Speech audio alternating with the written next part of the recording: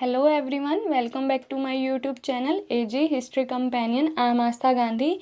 In this video, we are going to cover source-based question of chapter first, bricks, beads and bones, the Harappan civilization. So let's start.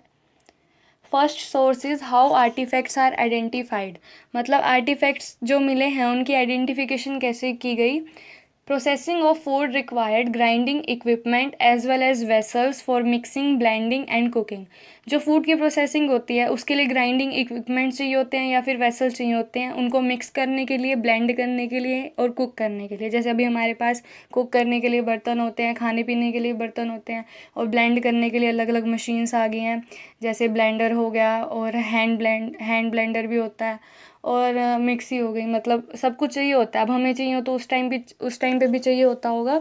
तो उस time ये किस चीज़ की बनती होती थी? These were made of stone, metal and terracotta.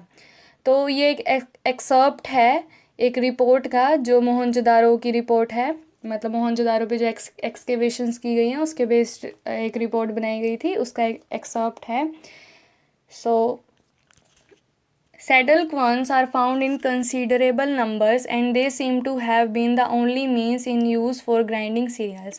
saddle querns, मैंने ये पिक्चर बेस्ड क्वेश्चंस में भी एक पिक्चर प्रोवाइड की थी इसकी, और ये saddle quern मैंने उसमें भी बताया था कि एक सिलबट्टा होता है. दैट इज अभी तो ये किस लिए यूज़ होता है? फॉर मेकिंग चटनी, मतलब चटनी बनाने के लिए अभी हम यूज़ करते हैं.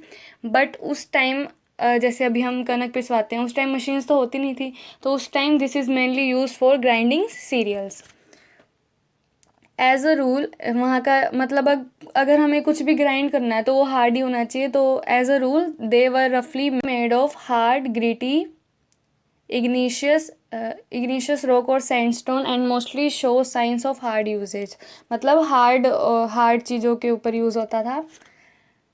As their bases are usually convex, इनके जो बेस होते थे कन्वेक्स मतलब इस शेप में, यू शेप में, convex, and they must have been set in the earth or in mud to prevent their rocking.